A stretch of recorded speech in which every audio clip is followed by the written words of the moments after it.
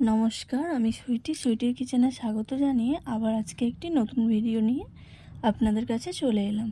হঠাৎই ভাবলাম একটু রাইস বানানো যাক। তো যাই হোক, চটপট বানিয়ে ফেললাম। কিভাবে বানালাম ভাবলাম তোমাদের সাথে শেয়ার করি।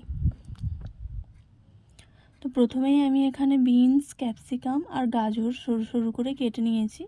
বিনসগুলো একটু অন্যরকম করে কেটেছি, এখানে দেখতেই পাচ্ছেন, যাতে দেখতে সুন্দর লাগে। অন্যদিকে আমি হাঁড়ির মধ্যে চালটা দেব বলে জলটা রেডি করে নিচ্ছি। নুন আর একটু সামান্য পরিমাণ তেল দিয়ে দিলাম জলটার মধ্যে, যাতে করে চালটা একে অপরের সাথে জড়িয়ে না যায়। এই যে এখানে আমি চালটা ভিজিয়ে রেখে দিয়েছি। এখানে আমি 300 থেকে 400 গ্রাম চাল নিয়েছিলাম। চালটা ভালো করে ভিজিয়ে নিচ্ছি। ভিজিয়ে প্রায় আধ ঘন্টা থেকে 45 মিনিট আমি রেখে দিয়েছিলাম। আপনাদের হাতে যদি সময় না থাকে আরও কম কিছুক্ষণ রেখে দিলেও চলবে। তো আমি জলটা রেডি করে নিয়ে গ্যাসের মধ্যে বসিয়ে দিয়েছি। জলটা ফুটে গেলেই আমি প্রথমেই ভেজিটেবলগুলো দিয়ে দেব সেদ্ধ করে নেওয়ার জন্য। আর সাথে দিয়ে দিয়েছি গোটা গরম মশলা, যেমন 2টো এলাচ, সামান্য দারচিনি, 2টো লবঙ্গ।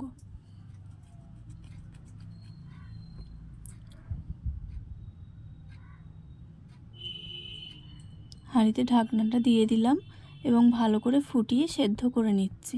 অনেকেই রাইস করলে সবজিগুলো আগে ভেজে নেয়, তো আমি সবজিগুলো ভেজে করব না, এখানে আমি এরকম সেদ্ধ করে নেব।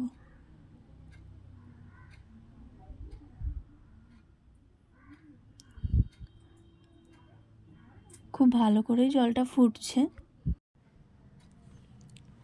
জলটা খুব ভালো করে ফুটে গেছে এবং সেদ্ধ হয়ে গেছে কিছুটা পরিমাণ। এই সময়ে আমি ভিজিয়ে রাখা চালটা ওই ফুটন্ত জলের মধ্যে দিয়ে দিচ্ছি রাইসটা রেডি করে নেওয়ার জন্য।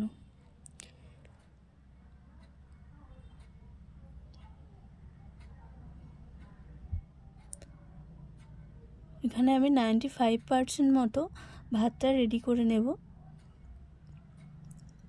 তো যেহেতু চালটা ভেজানো ছিল, সেক্ষেত্রে বেশিক্ষণ টাইম লাগবে না, একবার ফুটে গেলেই রেডি হয়ে যাবে চালটা। এখানে রেডি হয়ে গেছে। আমি ফ্যানটা ঝেড়ে নিচ্ছি। অনেকেই চুবড়ির মধ্যে ঢেলে ঝেড়ে নেয়, তো আমি নর্মাল যেভাবে ভাতের ফ্যান ঝাড়ে সেরকমভাবেই ঝেড়ে নিলাম। দেখুন পুরো ঝরঝরে হয়েছে ভাতগুলো, আর সবজিগুলোর ফ্লেভারও একদম কিন্তু মরে যায়নি, সুন্দরভাবে সব কিছু আছে। আর হ্যাঁ, আমি কাজু বাদামও দিয়েছিলাম আর কিশমিশ, যেটা আমি বলতে ভুলে গেছি, ওই জলের সাথেই একসাথে ফুটিয়ে নিয়েছিলাম। এরপর নামানোর পর আমি কিছুটা পরিমাণ চিনি দিয়ে দিচ্ছি এবং ভালো করে নাড়াচাড়া করে চিনিটা পুরো ভাতের সাথে মিশিয়ে নিচ্ছি।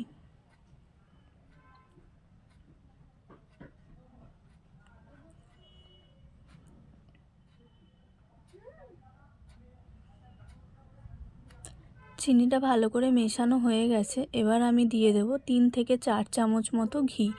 এখানে আমি ঘিটা ভালো করে ভাতের সাথে মিশিয়ে নেব।